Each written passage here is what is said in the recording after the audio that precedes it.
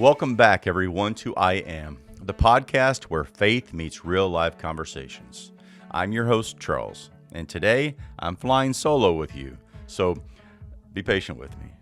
I've got a special story to share that will inspire, challenge, and ignite your soul.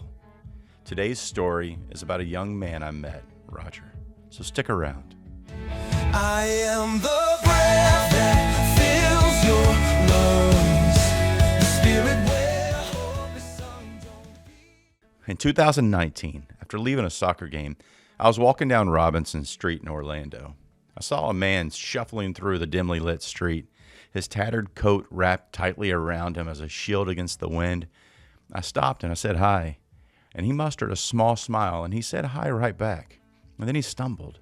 I asked if he was okay, and he said, "I've been better." And he sat down on a little stump, and I watched, a little concerned, and he began to cry. This moment would have a lasting impact on my life forever.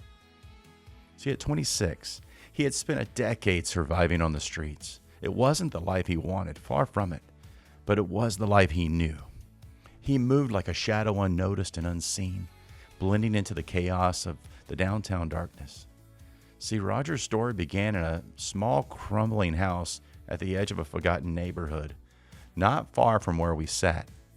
His mother, a restless woman with a heart weighed down by her own broken dreams, had filled their home with the presence of many men. Each one seemed to matter more to her than her quiet, wide-eyed son. Roger had long stopped trying to count them. They were all the same to him, strangers who came and went, leaving behind the scent of smoke and alcohol and shattered trust. One man in particular, though, had been different. Not better, just more permanent. His mother had chosen him. With that choice, Roger had been discarded like an afterthought. And at 16, he was told to pack a bag and find his way. The word stung more than any slap. The cold finality echoing in his mind as he walked out the door that night, the world suddenly enormous and indifferent. For the first few weeks, he tried to stay at friends' houses, but their hospitality wore thin. Eventually, Roger found himself in the labyrinth of downtown Orlando, navigating its alleys and overpasses. The streets were unforgiving, teaching him harsh lessons about survival. Trust was a luxury he couldn't afford, and kindness was as rare as a warm bed. Roger wasn't a bad kid. He never had been. He was just invisible.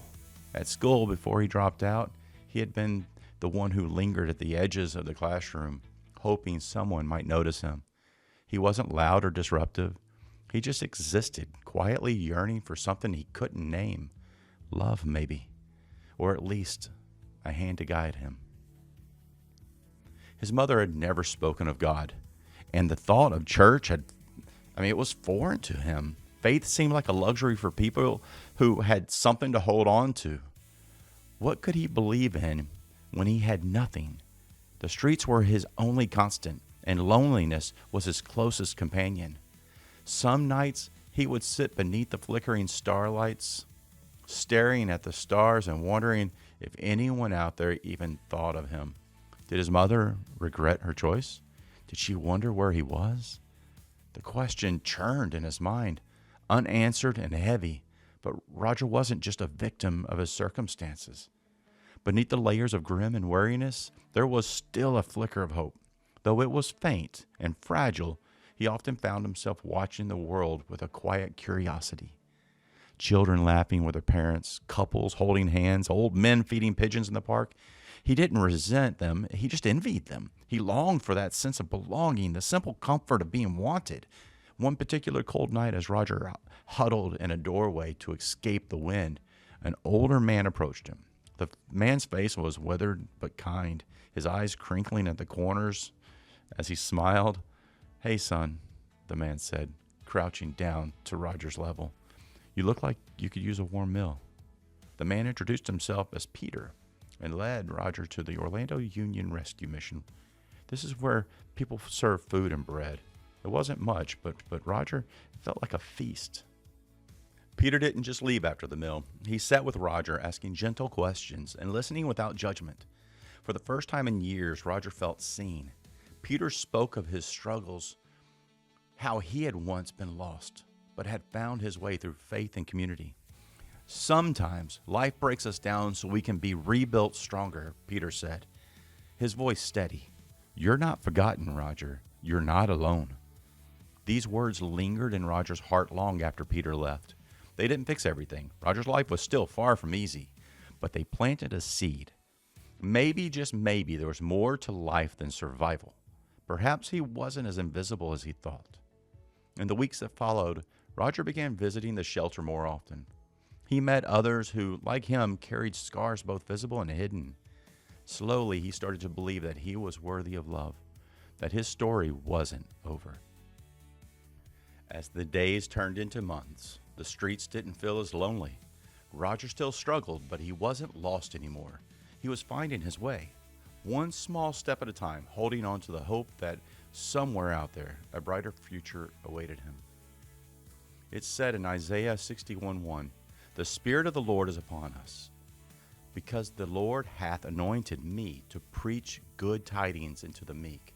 He hath sent me to bind up the brokenhearted, to proclaim liberty to the captives, and the opening of the prison to them that are bound." How can we be our version of Peter and save Rogers of the world? In every storm, I'll be your guide. We have a special mission that will give hope, lift a community, and bring change in a big way. I'm thrilled to introduce to you the Fish Water Park, a place that's much more than a water park. It's a movement, a ministry, and a mission all rolled into one. Welcome to the Fish. Now picture this, a 70-acre faith-based family water park and entertainment venue where cutting-edge attractions meet a higher purpose. At the Fish, fun isn't just fun. It's rooted in faith and aimed at making a real impact on our world. So let's dive into what makes the Fish so extraordinary. First and foremost, the Fish will offer some of the most exciting attractions you've ever seen. Immersive slides, go-kart racing, rock climbing walls, zip lines, and the world's largest lazy river. And if that's not enough, there's the ultimate wave pool, complete with a performance stage where live local and Christian music artists will bring soul-stirring tunes to life. But here's the thing. The Fish won't just be about entertainment. It's about creating a space where families can connect, grow, and give back. But the Fish isn't just a destination for fun.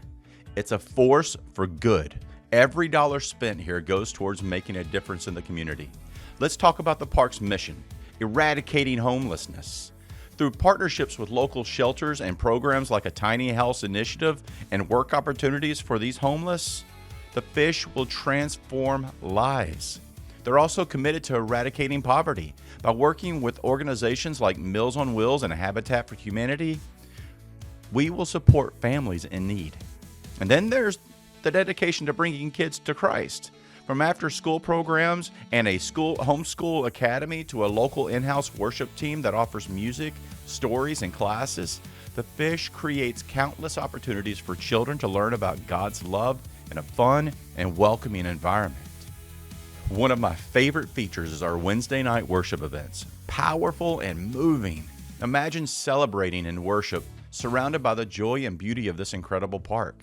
And for those seeking guidance, the Fish's in-house ministry is always on hand to help deepen your understanding of God's grace. The Fish is going to be more than a water park. It's a community hub, supporting organizations like Boys and Girls Club and the Kiwanis Club to build a better future for the community. The Fish will live its mission every day with a tagline that says, "Go fish." Whether you take faith seriously or just want to have a good time, the Fish is here to show God's grace through fun, fellowship, and giving back. So, what are you waiting for? Join the Fish Water Park's mission. As guests slide, swim, and zip, every moment spent having fun helps make a lasting impact on those who need us the most. Together, we can create a world where faith, family, and fun come together to make a big difference.